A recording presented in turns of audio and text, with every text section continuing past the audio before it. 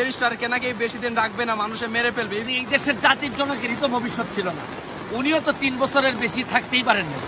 এই দেশের মানুষরাই তারে নির্বিচারে তারে একেবারে সব পরিবারে হত্যা করছে। দিন বেঁচে আছি একেবারে নাড়াই দিব আমি সবকিছু, যে দুর্নীতি করলে রাজনীতি ছাড়েন, আর যদি রাজনীতি করেন তাহলে দুর্নীতি ছাড়েন। বৃষ্টির সময়ে চা বাগান যে কি সুন্দর দেখেন, আমার পেছনে অনেক বৃষ্টি হইতেছে, আপনাদেরকে দেখাই। ফুটবল, চা বাগান এবং এক অপরূপ সৌন্দর্যের মহামিলন আমার এলাকা। এই আমি দেখাচ্ছি, দেখেন বৃষ্টির গভীরতা দেখেন। এরপর হচ্ছে গিয়ে এখানে যদি একটু ফুটবল খেলা যায়, তারপর হচ্ছে গিয়ে সব সময় আপনি এই জায়গাটা এত নীরব কেন? আপনি ঢাকায় বসে থাকবেন, আসেন না আমাদের এলাকায়, দেখেন এই যে এইবার ঈদেই আসেন না, এত সুন্দর মাইলের পর মাইল দেখবেন নীরব।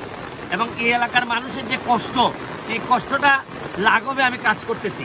এরা যদি কষ্ট থেকে মুক্তি পায়, আপনাদেরকে আরো সৌন্দর্য আপনারা যাতে উপভোগ করতে পারেন, এই ব্যবস্থা চা বাগানের মানুষরা করে দিবে। আর আমি আসি তো এদের এমপি, আরে যদি না মরি আর 4.5 বছর যদি থাকি, তাইলে তো আমি এদের ইতিহাস বদলাই দিব।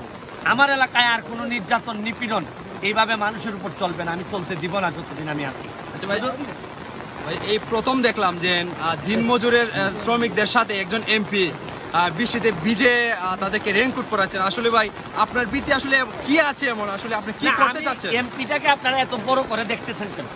এটা তো আমার বাপের কোনো সম্পত্তি না। এরা ভোট দিয়ে আমার যোগ্য মনে করছে, তারা তাদের সেবা করার জন্য, আইন প্রণয়ন করার জন্য একজন শিক্ষিত মানুষ হিসাবে তারা আমারে ভোট দিছে। আমি এখন রীতিমতো শপথ নিছি, আমি প্রতিটা মানুষের কষ্টে আমি এদের পাশে থাকবো। তাই তো বাস্তবতা। এমপি হওয়া মানে আমি ঢাকায় বৈশা নবাবি করব, আমি অনেক টাকার মালিক হব। বঙ্গবন্ধু তো এই জন্য দেশটাকে স্বাধীন করে নেয়।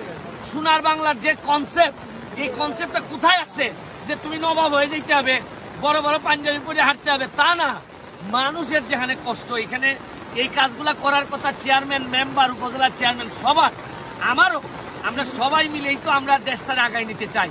এখন একা শেখ হাসিনার উপর, জননেত্রীর উপর আপনি সব ছেড়ে দিবেন আর আমরা বসে বসে থাকবো, তাহলে উনিও সফল হইতে পারবে না।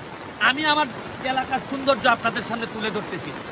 আচ্ছা ভাই, আমরা অনেকে চার দোকানে বসে শুনলাম যে ব্যারিস্টারকে নাকি বেশি দিন রাখবে না, মানুষে মেরে ফেলবে। এই বিষয়ে কি বলবেন? হায়াতের মালিক হচ্ছে কি আল্লাহ। যতদিন আসি ততদিন সার্ভিস দিতে চাই।